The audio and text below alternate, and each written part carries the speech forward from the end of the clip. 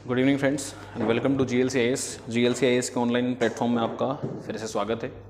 और हम लोग हाजिर हैं आप लोगों के सामने फिर से आपकी MCQ सीरीज़ को लेकर, और जो आपके राष्ट्रपति से रिलेटेड है। एक आध दो स्लाइड्स आएंगी जिसमें आपका राष्ट्रपति वाला पूरा टॉपिक खत्म हो जाएगा, उसका उपराष्ट्रपति, और फिर हम लोग मूव करेंगे केंद्रीय मंत्रिपरिषद की तरफ। ठीक है, तो सबसे पहले बिना समय गंवाए हम लोग सबसे पहले क्वेश्चन शुरू करते हैं। ठीक है ना।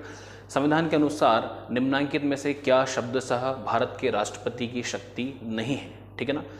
कहने का मतलब यह है कि जो शक्तियों के रूप में उल्लेखित हो वो क्या नहीं है। ठीक है, ऐसे कौन से कार्य हैं जो शक्ति के रूप में उल्लेखित नहीं है? ठीक है, हम सभी लोग जानते हैं कि 123 के माध्यम से उसे अध्यादेश जारी करने की शक्ति है, ऑर्डिनेंस वो इश्यू कर सकता है। ठीक है ना, तो ये तो शक्ति है। उच्चतम न्यायालय से परामर्श करना, बिल्कुल ये भी उसके पास शक्ति है। संसद के सदनों को संदेश भेजना, ठीक है, क्षमादान करना। ठीक है ना। अब यहाँ जो संसद को ये जो शब्दों में लिखा नहीं है, ठीक है ना, अगर उसने ये कहा है कि इस चीज़ पर गौर करना है कि शब्द, ठीक है ना, तो संसद के सदनों को संदेश भेजना उसकी शब्द शक्ति नहीं होती। बाकी तीनों की जो ऑप्शंस होंगे वो उसकी शक्तियाँ हैं। एक्सप्लेनेशन आपको, व्याख्या देख लो। सी इसका ऑप्शन होगा। संसद के सदनों को संदेश भेजना अनुच्छेद 86 के तहत अंतर्गत राष्ट्रपति का अधिकार है, जबकि अनुच्छेद 72 क्षमादान की राष्ट्रपति की शक्ति, ठीक है, 72 में इसका उल्लेख है। अनुच्छेद 123 में अध्यादेश निर्गत करने की, ऑर्डिनेंस इशू करने की शक्ति है उसके पास। और अनुच्छेद 143 के अंदर किस बात का जिक्र है? न्यायालय से परामर्श करने की राष्ट्रपति की शक्ति। ठीक है ना, कैसी शक्ति है? जो उल्लिखित है, शक्तियों की कैटेगरी में दे रखा है। ठीक है, अगले क्वेश्चन की ओर हम लोग आते हैं। भारत के राष्ट्रपति को यह अधिकार नहीं प्राप्त है कि वह, ठीक है, क्या प्राप्त नहीं है? कि वह किसी को क्षमादान करे, वही आर्टिकल 72, सर्वोच्च न्यायालय के न्यायाधीश को हटाए, आपातकाल की घोषणा करे या अध्यादेश जारी करे। तो ये भी है, ये भी है, ये भी है।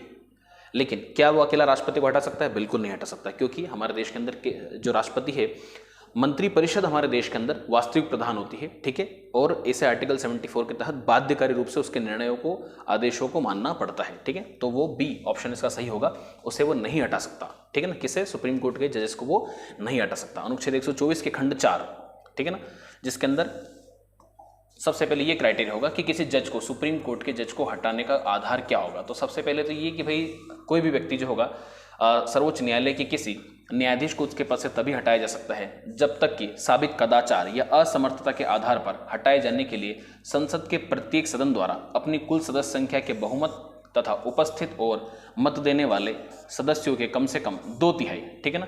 जो सबसे पहले तो हम लोगों ने क्या देखा? सदन द्वारा कुल सदस्य संख्या का बहुमत, ठीक है ना, टोटल जो मेंबर होंगे उसका क्या हो? मेजोरिटी हो उसका, ठीक है। और फिर क्या होगा?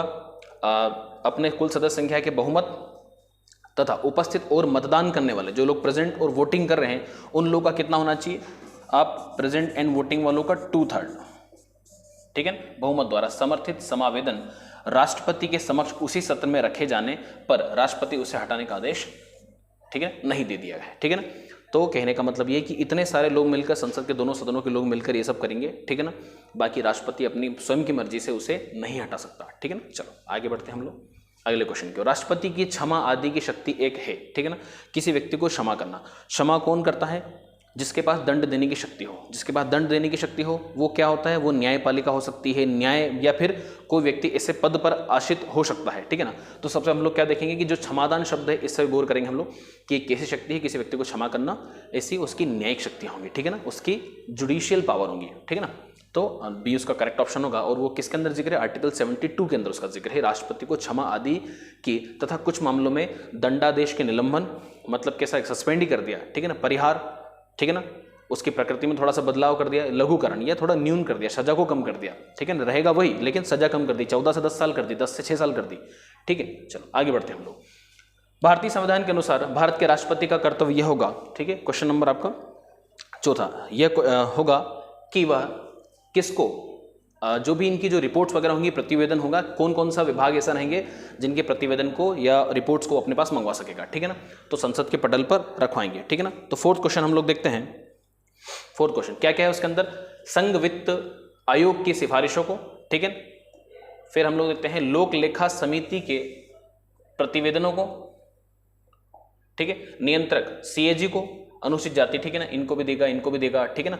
तो आपका जो ऑप्शन होगा, सिर्फ लोक लेखा समिति की जो रिपोर्ट्स होंगी वो राष्ट्रपति नहीं बुलवा सकता, बाकी तमाम जो ऑप्शन होंगे वो आपके सही होंगे। तो आपका ए भी सही है, ये भी सही है आपका, ठीक है, आपका तीसरा भी सही है और आपका चौथा भी सही है। ठीक है, इन सबके प्रतिवेदन वो अपने पास बुलवा सकता है। ठीक है, व्याख्या देखते हैं हम लोग इसकी। आगे बढ़ते हैं।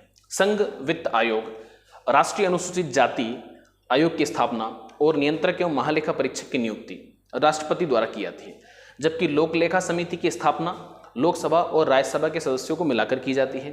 इसके अध्यक्ष की नियुक्ति लोकसभा अध्यक्ष के द्वारा की जाती है। ठीक है, राष्ट्रपति द्वारा संघ वित्त आयोग की सिफारिशें, नियंत्रक एवं महालेखा परीक्षक के प्रतिवेदन तथा राष्ट्रीय अनुसूचित जाति के प्रतिवेदन को क्रमशः संविधान के अनुच्छेद, ये तमाम चीजों का हम लोग आर्टिकल वाइज जिक्र कर लेते हैं कि 281, 151(1) और 338(6) के तहत संसद के पटल पर रखवाया जाता है। ठीक है, सिर्फ और सिर्फ वो पीएससी की जो रिपोर्ट होगी, ठीक है, लोकसभा राज्यसभा के सदस्यों को मिलाकर की जाती है। ठीक है, चलो आगे बढ़ते हैं हम लोग। चलो, निम्न में से कौन सा संवैधानिक विशेषाधिकार राष्ट्रपति का नहीं है? ठीक है, कौन सा अधिकार है जो संवैधानिक रूप से राष्ट्रपति को नहीं दिया गया है? ठीक है, सबसे पहला साधारण बिल को पुनर्विचार हेतु लौटाना, वित्तीय बिल को पुनर्विचार हेतु लौटाना, ठीक है ना, लोकसभा को भंग करना, प्रधानमंत्री की नियुक्ति करना। तो पांचवा क्वेश्चन आपका क्या हो जाएगा? ठीक है ना, तो हम लोग फिर से एक बार देखते हैं, क्या राष्ट्रपति खुद नहीं कर सकता? तो राष्ट्रपति लोकसभा को भंग अपनी मर्जी से नहीं कर सकता। ठीक है ना, उसके लिए उसे खुद परमिशन लेनी पड़ती है। ठीक है, चलो आगे बढ़ते हैं हम लोग, व्याख्या देखते हैं इसकी। ठीक है, बी इसका करेक्ट ऑप्शन होगा। राष्ट्रपति वित्तीय बिल को, ठीक है, साधारण बिल की तरह पुनर्विचार हेतु लौटा नहीं सकता। ठीक है, सॉरी, लोकसभा भंग भी कर सकता है, लेकिन ये इसका बी ऑप्शन इसका करेक्ट होगा। ठीक है ना, गलती हो गई। अन्य तीनों विकल्प राष्ट्रपति के संवैधानिक विशेषाधिकार हैं। वस्तुतः वित्तीय बिल संसद के राष्ट्रपति की सिफारिश के बाद ही विचार हेतु प्रस्तुत किए जाते हैं। ठीक है ना, मनी बिल्स के साथ वो ऐसा ट्रीट नहीं कर सकता। बाकी तमाम जो चीजें होंगी वो राष्ट्रपति अपनी मर्जी से कर सकता है। ठीक है, चलो फिर आगे बढ़ते हैं हम लोग। संसद के लिए राष्ट्रपति का अभिभाषण कौन तैयार करता है? जब भी राष्ट्रपति अपना अभिभाषण देता है तो वो जो अभिभाषण में क्या जिक्र करेगा, उन तमाम चीज़ों का उसे तैयार कौन करेगा? उसकी फ्रेमिंग कौन तैयार करेगा? क्या स्वयं राष्ट्रपति करेगा? नहीं। लोकसभा अध्यक्ष करेगा? बिल्कुल भी नहीं। राज्यसभा के सभापति करेंगे? नहीं करेंगे। क्या केंद्रीय मंत्रिमंडल करेगा? बिल्कुल करेगा। ठीक है ना, तो हमारे ये सब चीज़ें कौन तैयार करता है? केंद्रीय मंत्रिमंडल तैयार करके देता है। संसद के राष्ट्रपति का अभिभाषण केंद्रीय मंत्रिमंडल तैयार करता है, क्योंकि वास्तविक कार्यपालिका शक्ति केंद्रीय मंत्रिमंडल में निहित होती है। ठीक है, आगे बढ़ते हैं हम लोग। 7, निम्न कथनों पर विचार कीजिए। भारत का राष्ट्रपति ब्रिटिश राजा से भिन्न है। ठीक है ना, तो बिल्कुल भिन्न है भाई, वहाँ अलग सिस्टम है, हमारे अलग सिस्टम है। हमारे राष्ट्रपति जिस तरीके से प्रधान होगा, ठीक है ना, भारत का राष्ट्रपति ब्रिटेन के राजा से भिन्न है, बिल्कुल वहाँ पर राजशाही है, यहाँ पर लोकतंत्र है। भारत के राष्ट्रपति का पद अमेरिका के राष्ट्रपति से भिन्न है, ये भी थोड़ा सा गलत हो जाएगा, क्योंकि वहाँ के राष्ट्रपति का वास्तविक प्रधान है और हमारे का राष्ट्रपति नाम मात्र का प्रधान है। ठीक है ना, तो यहाँ पर क्या होगा हम लोग का 7वां क्वेश्चन के अंदर, 7वां क्वेश्चन का हम लोग का सही ऑप्शन होगा। इसका जो स्टेटमेंट ए सही है परंतु आर गलत है। ठीक है ना, क्योंकि यहाँ एक्सप्लेनेशन की बात की, क्या वो उसका एक्सप्लेनेशन या उसको संतुष्ट करता है? नहीं। तो यहाँ पर क्या ए सही है परंतु आर गलत है। ठीक है, इसकी व्याख्या देख लेते हैं। भारत का राष्ट्रपति निर्वाचित होता है और ब्रिटेन का राजा वंशानुगत। तो पहले तो यही चीज हम लोगों ने, मैंने आपको पहले बताई। ठीक है ना, अतः दोनों भिन्न है, ये अलग हो गया एकदम। लेकिन क्या इससे इस स्टेटमेंट को नीचे वाला जो स्टेटमेंट है संतुष्ट करती है क्या? नहीं। भारत का राष्ट्रपति नाममात्र का प्रमुख है, जबकि अमेरिका का राष्ट्रपति जो है वास्तविक प्रमुख है। अतः दोनों भिन्न है, इसलिए ए तो सही है, किंतु जो रीजन है उसका वो गलत है। ठीक है ना, तो वहां पर आप आराम से ठंडे दिमाग से सोच के उसको जल्दी जल्दी में टिक ना करें, ऐसे क्वेश्चन अक्सर गलत हो जाते हैं। राष्ट्रपति संसद का भाग है। ठीक है, राष्ट्रपति संसद का भाग है।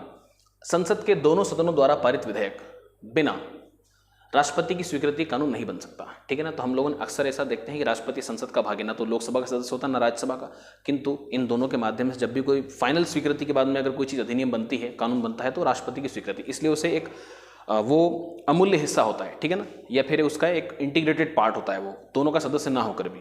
ठीक है, तो यहाँ पर क्या है, बिल्कुल सही बोल रहा है, पहला स्टेटमेंट भी और रीजन भी।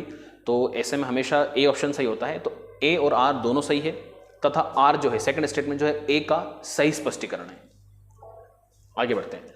संविधान के अनुच्छेद 79, ठीक है, के अनुसार राष्ट्रपति, भारत की संसद राष्ट्रपति और दोनों सदनों राज्यसभा और लोकसभा से मिलकर बनेगी। साथ ही अनुच्छेद 111 के तहत संसद के दोनों सदनों द्वारा पारित विधेयक राष्ट्रपति की स्वीकृति के बाद ही कानून का रूप लेता है। इस प्रकार कथन और कारण दोनों ही सही है, तथा कारण कथन की सही व्याख्या है। ठीक है, आगे बढ़ते हैं।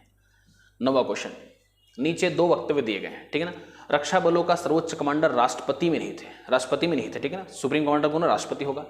प्रधान सेनापति की हैसियत से राष्ट्रपति की सिफारिश है, प्रधान सेनापति की हैसियत से राष्ट्रपति की शक्तियां विधायी नियंत्रण से स्वतंत्र है।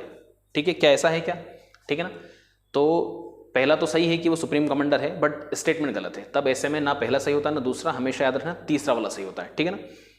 जब ऊपर वाला गलत हो नीचे वाला सही हो तो डी ऑप्शन होता है, लेकिन जब ऊपर वाला सही हो लेकिन स्टेटमेंट संतुष्ट नहीं करे तो सी ऑप्शन होता है, ठीक है ना। तो यहाँ पर ए सत्य है परंतु आर गलत है, ठीक है ना। उसका रीजन जो है असर्शन का वो गलत है, ठीक है।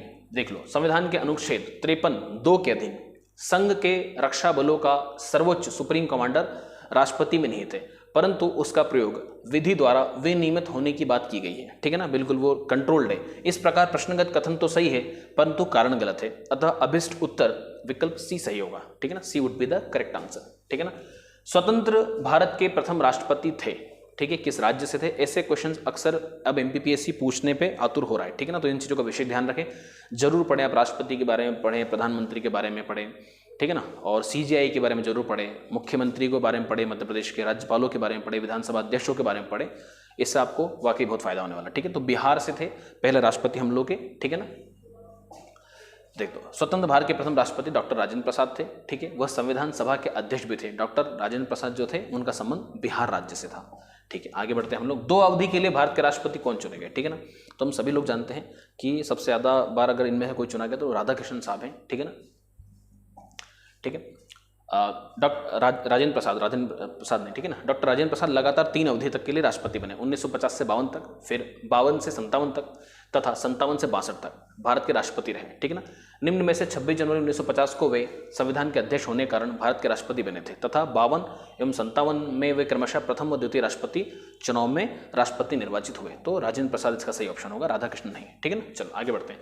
सर्वसम्मति से निर्वाचित भारत के राष्ट्रपति थे ऐसे व्यक्ति जिनका कोई विरोध नहीं हुआ, ठीक है ना। तो वो व्यक्ति कौन थे? ना राधाकृष्णन साहब, ना वीवी गिरी साहब, ना ज्ञानी जेल सिंह, बल्कि वो कौन थे? नीलम संजीव रेड्डी, ठीक है ना। एन संजीव रेड्डी, नीलम संजीव रेड्डी, ठीक है ना। तो एन संजीव रेड्डी सर्वसम्मति से निर्विरोध भारत के राष्ट्रपति चुने जाने वाले एकमात्र व्यक्ति थे और उनका कार्यकाल जरूर याद रखिएगा, वो 77 से 82 तक थे, ठीक है ना। चलो सूची 13वां क्वेश्चन होगा हम लोग का। मैंने क्वेश्चन बढ़ा दिए हैं, ठीक है, क्योंकि 10 क्वेश्चन थोड़े अपर्याप्त लगते थे और टॉपिक भी थोड़ा सा कम कवर होता था। सूची 1 और सूची 2 में सम्मिलित कीजिए तथा निम्न कूट का प्रयोग करते हुए सही उत्तर का चयन कीजिए, ठीक है ना। तो आपको राष्ट्रपति और उनका कार्यकाल और फिर उनका करेक्ट ऑप्शन चूज करना है, ठीक है ना। तो एक बार मैं बताता हूँ, वैसे तो करेक्ट ऑप्शन सी होगा उसका, लेकिन फिर भी आपको फखरुद्दीन अली अहमद से हम लोग याद करते हैं। फखरुद्दीन अली अहमद वही व्यक्ति जिन्होंने वॉशरूम में खड़े खड़े इमरजेंसी लागू करवा दी थी, ठीक है ना। आदेश मिला इंदिरा गांधी का और इन्होंने क्या कर दिया कि हाँ ठीक है लागू है, पहले लागू करवा दी बाद में जारी की, फखरुद्दीन अली अहमद। तो उनका जो टाइम होगा आपका वो होगा आपका 74 से 77 वाला पीरियड, ठीक है ना। फिर सबसे पहले आपके आएंगे जाकिर हुसैन, ठीक है ना। चलो इसका करेक्ट ऑप्शन मैं आपको बताता हूँ, करेक्ट ऑप्शन इसका सी होगा, ठीक है। ए का 2, ठीक है ना, पूरा टिक कराता हूँ आपको, ठीक है। ए का 2 आएगा आपका, ठीक है, 74 से, ठीक है ना। जो दूसरे वाले होंगे वो एन संजीव रेड्डी हैं, वो आपके 77 से 82 अभी हम लोगों ने देखा, ठीक है ना। पहले इनको याद कर लेना ताकि आपको एक करेक्ट ऑप्शन मिल जाए, ऑर्डर क्लियर हो जाए आपको, ठीक है ना। फिर आपके चौथे वाले जो होंगे जाकिर हुसैन साहब, ये, ठीक है ना, और वीवी गिरी साहब आएंगे आपके ये वाले, ठीक है। तो C would be the correct answer, ठीक है। चलो आगे बढ़ते हैं हम लोग, ठीक है। फखरुद्दीन अली अहमद 74 से 77 तक बने, इमरजेंसी वाला पीरियड। संजीव रेड्डी 77 से 82 वाला पीरियड।